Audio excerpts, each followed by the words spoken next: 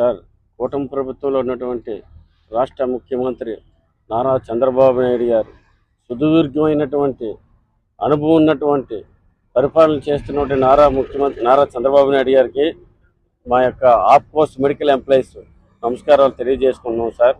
అదేవిధంగా రాష్ట్ర డిప్యూటీ ముఖ్యమంత్రి గారు అయినటువంటి పవన్ కళ్యాణ్ గారికి కూడా మా యొక్క నమస్కారాలు తెలియజేసుకున్నాం సార్.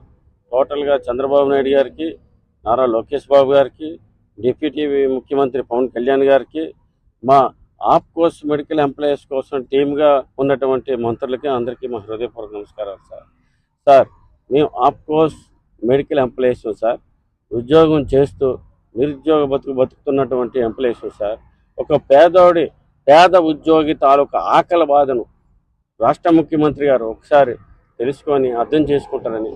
ఎందుకనంటే ఆయన సుదీర్ఘ పరిపాలనా అవగాహన ఉన్నటువంటి వ్యక్తి, సీనియర్ నాయకత్వం వహించినటువంటి రాష్ట్ర ముఖ్యమంత్రి గారికి మా యొక్క నమస్కారం తెలియజేసుకుంటూ, ఒక ఆఫ్కోర్స్ మెడికల్ ఎంప్లాయీస్ ఆర్థికంగా చాలా ఇబ్బందులతో ఉన్నారు. అయ్యా, మేము మా కుటుంబ సభ్యులు అందరం కూడా కూటమి ప్రభుత్వానికి, రాష్ట్ర ముఖ్యమంత్రి చంద్రబాబు నాయుడు గారికి, రాష్ట్ర డిప్యూటీ ముఖ్యమంత్రి గారు పవన్ కళ్యాణ్ గారికి నమస్కారం పెట్టి అడుక్కుంటున్నాం సార్. మా కష్టాన్ని చూడండి సార్. మేము చాలా ఇబ్బంది పడుతున్నాం సార్. ఆర్థికంగాను మాకు హెచ్ఆర్ పాలసీతో కూడుకున్నటువంటి సమాన పనికి సమాన వేతనం ఇప్పించగలరని సదా మిమ్మల్ని వేడుకుంటున్నాం సార్. ఒకసారి మా యొక్క పేద ఉద్యోగి ఆకలి బాధను చూడండి సార్.